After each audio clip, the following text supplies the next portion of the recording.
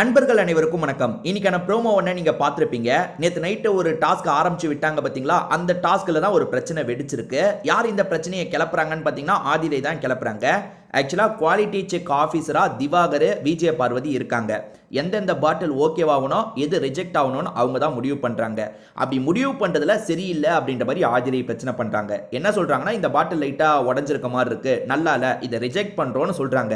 அதுக்கு ஆதிரை இருக்காங்கல்ல, இதை விட நல்ல பாட்டில காட்டுங்க பார்ப்போம் அப்படின்ற மாதிரி பேசுறாங்க. ஒரு ஸ்டேஜ்ல பார்வதி என்ன பண்றாங்கன்னா, ரிஜெக்டட்னா ரிஜெக்டட் தான் அப்படின்ற மாதிரி அந்த பாட்டில் இருக்க ஜூஸ் எல்லாம் கீழே ஊத்திட்டு இருக்காங்க. இதை பார்க்குற ஆதிரை டென்ஷன் ஆயிட்டாங்க. என்ன இவங்க ரிஜெக்ட் பண்ணிக்கிட்டே இருக்காங்கன்ற மாதிரி மற்ற பாட்டில் எல்லாத்தையும் இவங்களே தூக்கி போட்டு உடைச்சிட்டு இருக்காங்க. ஆதிரை நிறுத்துன்னு திவாகர் சொல்லிட்டாரு. ஆனா ஆதிரை கேட்காம பாட்டில உடைக்கிற மாதிரி நமக்கு ப்ரோமோல காட்டுறாங்க. டீட்டெயிலா என்ன நடந்தது அப்படின்றத ஃபுல்லா பார்த்ததாங்க தெரியும். ஆனா இவங்க ரொம்ப ஃபில்டர் பண்றாங்க. ரொம்ப ஃபில்டர் பண்றது அவங்க விருப்பம். எல்லாருக்கும் ஒரே மாதிரி பண்றாங்களா இல்லையான்றது தான் நம்ம பார்க்கணுங்க. உதாரணத்துக்கு நேத்து நடந்த லிஸ்ட்டை நான் சொல்றேன். ரம்யா ஜோ இருக்காங்கல்ல, 12 பாட்டில் கொண்டு வந்தாங்க. நல்லா கவனிச்சுக்கோங்க, 12 பாட்டில் கொண்டு வந்தாங்க. அதில் இவங்க 2 தான் ஓகே பண்ணாங்க. ஓகே. சபரி 9 பாட்டில் கொண்டு வந்தாரு. அதில் ஒரு பாட்டிலை இவங்க ஓகே பண்ணிட்டாங்க. 9க்கு 1 ஓகே பண்ணிட்டாங்க. அதே மாதிரி இந்த ஆதிரை, இப்போ சண்டை போடுற ஆதிரை 9 பாட்டில் தான் கொண்டு வந்தாங்க. அதில் 2 ஓகே பண்ணிட்டாங்க. அதாவது சபரிக்கு 9ல் 1 தானே ஓகே பண்ணாங்க. ஆனால் ஆதிரைக்கு 9ல் 2 ஓகே பண்ணிட்டாங்க. நீங்கள் ரம்யா ஜோவை யோசிச்சு பாருங்க, 12 பாட்டிலுக்கே 2 தான் ஓகே பண்ணாங்க. ஆதிரைக்கு 9 பாட்டிலில் 2 ஓகே பண்ணாங்க. அப்போல்லாம் ஆதிரையால் ஏற்றுக்க தான் முடிஞ்சது. அப்போ ஓகேன்னு தானே ஏற்றுக்கிட்டீங்க.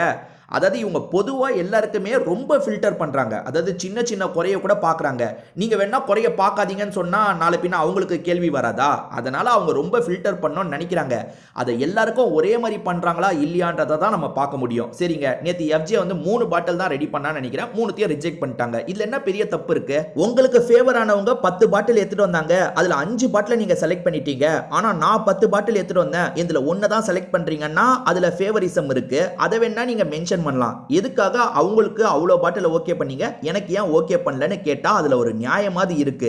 ஆதிரை கேட்டதுல எந்த ஒரு நியாயமும் கிடையாது. ஆதிரை அவங்களுக்கு வந்தா ஒரு மாதிரி ரியாக்ட் பண்ணுவாங்க, அடுத்தவங்களுக்கு வந்தா ஒரு மாதிரி ரியாக்ட் பண்ணுவாங்க. அப்படிதாங்க தெரியுது. சரி, இதை தாண்டி பிரச்சனை போக போக பெருசாகுது போல. இந்த கலையரசன் இருக்கான் பாத்தீங்களா, டேபிள்லாம் தள்ளி விட்டுட்டு இருக்கான். அதாவது இவங்க சரியா பண்ணல, அதனால இவங்க பண்ணக்கூடாதுன்ற மாதிரி சில விஷயங்கள் போராட்டம் பண்ணுவாங்க பாத்தீங்களா எம்ப்ளாயிஸ்லாம், அந்த மாதிரி போராட்டம் மாதிரி பண்ணிட்டு இருக்கான்.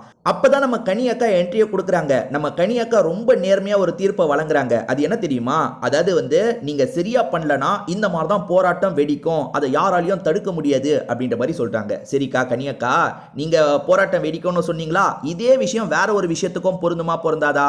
எஃப்ஜே ஆதிரை டார்கெட் பண்றாங்க. டார்கெட் பண்ணும்போது ஒரு ஸ்டேஜ்ல பிக் பாஸ் ஹவுஸை சேர்ந்தவங்களாம் சூப்பர் டீலக்ஸை நாங்க எதுக்கு மதிக்கணும், ஒரு அளவுக்கு தான் மரியாதை, நீங்க ஒழுங்கா வேலை கொடுத்தீங்கன்னா ஒழுங்கா செய்வோம், இல்லையா நாங்க செய்ய மாட்டோம்னு பிக் பாஸ் ஹவுஸ்ல இருக்க நிறைய பேர் நாங்க செய்ய மாட்டோம்னு சொன்னா நீங்க ஏத்துப்பீங்களா? அப்ப லீடரா இதே முடிவை தான் எடுப்பீங்களா? இல்ல நீங்க ஓரளவுக்கு தான்ப்பா கொடுக்கணும், இஷ்டத்துக்குலாம் கொடுத்தா அவங்க எப்படிப்பா வேலை பார்க்க முடியும், அப்ப அந்த ஸ்டாண்ட் எடுப்பீங்களா? எப்படி 2 இடத்துல வேற வேற ஸ்டாண்ட் எடுக்கிறீங்க? இப்ப எஃப்ஜே ஆதிரை பண்ணது சரிதான். ஆமா, அவங்களுக்கு வேலை வாங்குற அதிகாரம் இருக்கு, அவங்க வேலை வாங்குறாங்க. அவங்க என்ன வேலை செய்யறாங்க சொல்றாங்களோ செய்யுங்கன்ற மாதிரி வியானா கிட்ட சொன்னீங்கல்ல, இங்க மட்டும் ஏன் மாத்தி பேசுறீங்க? அவங்க 2 பேர் தான்ப்பா குவாலிட்டி கண்ட்ரோல்ல இருக்காங்க. அவங்க எல்லாருக்கும் பொதுவாக தானே ஃபில்டர் பண்றாங்க. என்ன ஃபில்ட்ரேஷன் ப்ராசஸை கொஞ்சம் அதிகமா பண்றாங்க. அதுக்கு என்ன பண்ண முடியும்? நம்மளோட கேமை கண்டினியூ பண்ணலாம், இப்படி தானே பேசணும். கனியக்கா அந்த இடத்துல ஒரு மாதிரி பேசுறாங்க, இந்த இடத்துல ஒரு மாதிரி பேசுறாங்க.